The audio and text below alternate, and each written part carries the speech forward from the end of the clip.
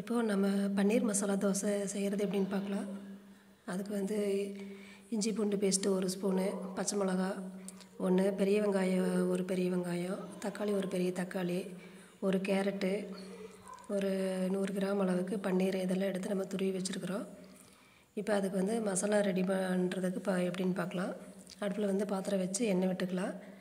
சோம்பு கடுகு தாளிச்சுக்கலாம். நம்ம சேனல்லே வந்து ரவா பன்னீர் தோசை மசாலா செஞ்சுருக்குறோம். நீங்கள் அதை லிங்க் கொடுக்குறேன், நீங்கள் செக் பண்ணி பாருங்கள். இதில் வந்து வெங்காயம் இதெல்லாம் ஒன்று நம்ம வதக்கலாம். இப்போ வந்து வெங்காயம், பச்சை மிளகா, கருவேப்பிலை முதல்ல வதக்கிக்கலாம்.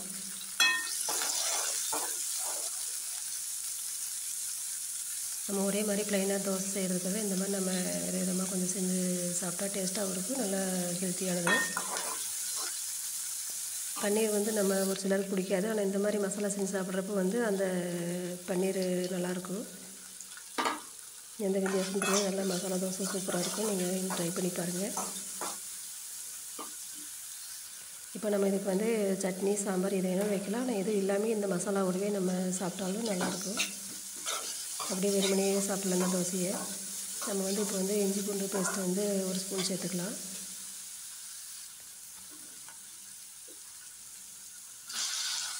வெங்காயம் ஓரளவுக்கு வதங்கினதுக்கப்புறம், இஞ்சி பூண்டு வதங்கினதுக்கப்புறம் நம்ம வந்து தக்காளி நல்லா சின்ன சின்னது எல்லாமே சின்னதாக கட் பண்ணியிருக்கணும். நம்ம நல்லா தக்காளியை வதக்கிக்கலாம்.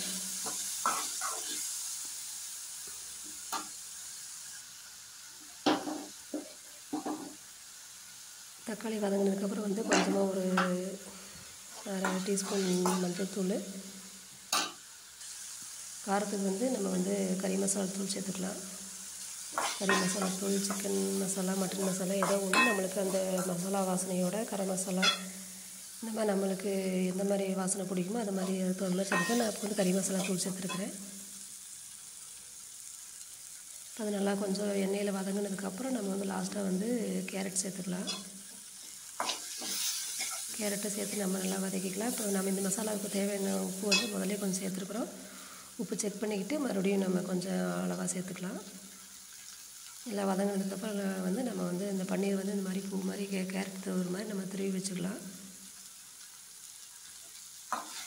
இந்த மசாலாவில் போட்டுட்டு நல்லா ஒரு தடவை மிக்ஸ் பண்ணி விட்டுட்டு எல்லாம் மிக்ஸ் ஆகி வந்ததுக்கப்புறம் நம்ம வந்து அடுப்பு ஆஃப் பண்ணிக்கலாம்.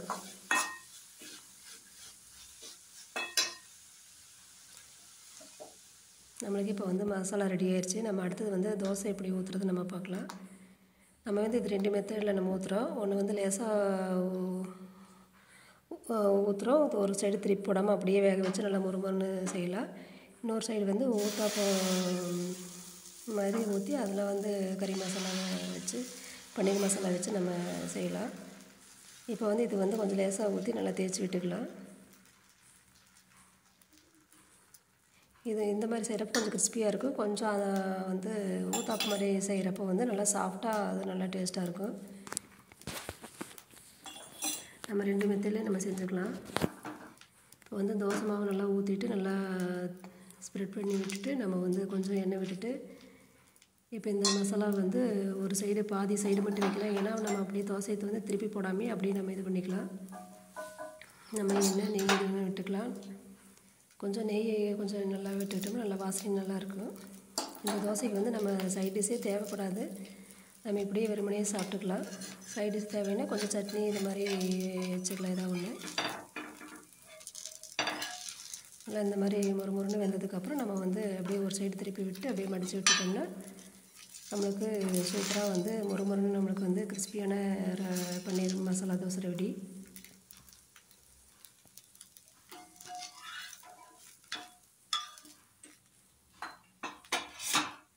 அடுத்தது வந்து நம்ம வந்து கொஞ்சம் ஊத்தாப்பம் ஸ்டைலில் நல்லா அது எப்படின்னு பார்க்கலாம். கிறிஸ்பியாக இருக்கிறது நல்லாயிருக்கும், ஆனால் இந்த ஸ்டைல் அதை விட இது நல்லா சூப்பராக இருக்கும்.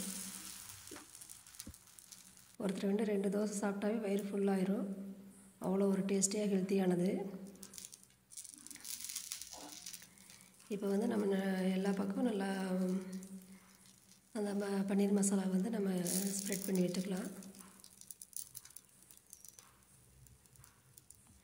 நல்லா ஈவனாக நம்ம வந்து ஸ்ப்ரெட் பண்ணி விட்டுக்கிட்டு அதே மாதிரி நம்ம கொஞ்சம் நெய்யெல்லாம் சைட்லலாம் விட்டுக்கலாம். விட்டுட்டு வந்து நம்ம வந்து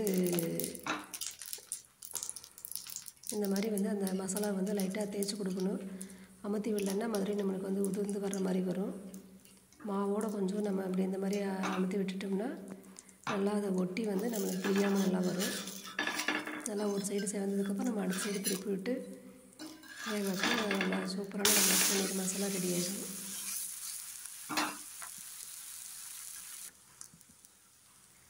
நம்ம சேனல் இன்னும் நீங்கள் சப்ஸ்கிரைப் பண்ணாமல் இருந்தால் பண்ணிக்கோங்க. நிறைய வீட்லேயே செய்கிற ஸ்நாக்ஸு, டிஃபன் ஐட்டம், குழம்பு வகைகள், நான்வெஜ் வகைகள் எல்லாமே நம்ம போட்டிருக்கோம். எல்லாம் செக் பண்ணி பாருங்கள். எல்லாத்துக்குமே லிங்க் தர்றோம். நம்ம வீட்லேயே வந்து நம்ம ஹெல்த்தியாகவும் அதே சமயம் ஹோட்டலில் செய்கிற மாதிரி நல்லா டேஸ்ட்டாகவும் நம்ம செஞ்சிடலாம். நம்ம வந்து இன்னொரு தோசை வந்து கொஞ்சம் லேசாக நம்ம வந்து ஊற்றி எடுத்துக்கலாம். இதே மாதிரி இருக்கிற மாவியில் நம்ம வந்து நம்ம பன்னீர் மசாலா தோசையை ரெடி பண்ணிக்கலாம். பசங்க வந்து பன்னீர் சாப்பிடாத பசங்களுக்கெல்லாம் இந்த மாதிரி நம்ம கேரட்டு இதெல்லாம் சாப்பிடாத பசங்க இந்த மாதிரி நம்ம செஞ்சு கொடுக்குறப்ப கட்டாயம் சாப்பிட்ருவாங்க. அது எதுவும் வேஸ்ட்டுன்னு ஒதுக்கியே வைக்க முடியாது. நல்லா துருவி சேர்த்துருக்கறனால வந்து நம்மளுக்கு வேஸ்ட்டே ஆகாது. நம்ம ஸ்கூலுக்கு லஞ்ச் பாக்ஸ் கொடுத்து விடலாம். ஈவினிங் ஸ்நாக்ஸ் எது கொடுக்கலாம். எப்போவுமே ஒரே மாதிரி நார்மல் தோசை, சட்னி, சாம்பார் செய்கிறதுக்கு இந்த மாதிரி விதமாக நான் ட்ரை பண்ணலாம்.